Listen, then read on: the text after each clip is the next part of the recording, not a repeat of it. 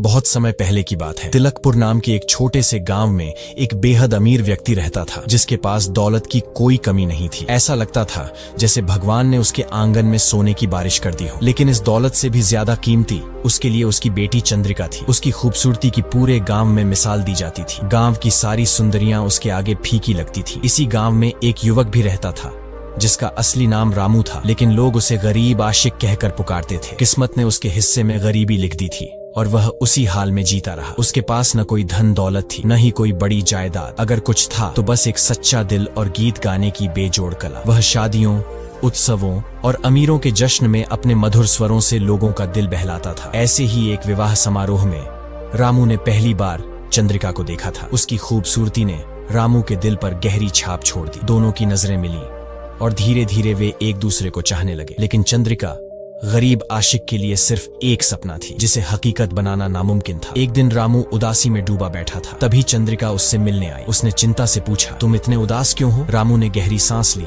और कहा, मैं तुमसे बेइंतहा प्यार करता हूँ, लेकिन यह हकीकत भी जानता हूँ कि मैं तुम्हें कभी हासिल नहीं कर सकता। चंद्रिका ने मुस्कुराकर कहा, तुम हिम्मत क्यों हारते हो? मेरे पिता बहुत दयालु हैं। वे खुद हमारी शादी का खर्च उठाएंगे और हमें इतनी दौलत देंगे कि हमारी जिंदगी आराम से गुजर सके। रामू ने हल्की हंसी के साथ कहा, तुम सही कहती हो। तुम्हारे पिता मेरी शादी का पूरा खर्च उठाएंगे, लेकिन क्या तुमने सोचा है अगर आगे चलकर तुम्हारे मन में यह अहंकार आ गया कि मेरे पास जो भी है वह सब तुम्हारी बदौलत है? मैं नहीं चाहता कि यह एहसास मेरी मोहब्बत को छोटा कर दे, इसलिए मैंने एक फैसला किया है। रामू ने अपनी मुट्ठी भींचते हुए कहा, मैं 7 साल तक मेहनत करूंगा, अपने दम पर दौलत कमाऊंगा और फिर तुम्हारे पास लौटूंगा। अगर मैं न लौटा तो तुम मेरी उम्मीद छोड़कर अपनी जिंदगी में आगे बढ़ जाना। चंद्रिका की आंखों में नमी थी, लेकिन उसने वादा किया कि वह तय समय तक उसका इंतजार करेगी। हालांकि उसने एक शर्त रखी, अगर 7 साल पूरे होने के बाद भी तुम वापस नहीं आए तो मैं तुम्हें भूलकर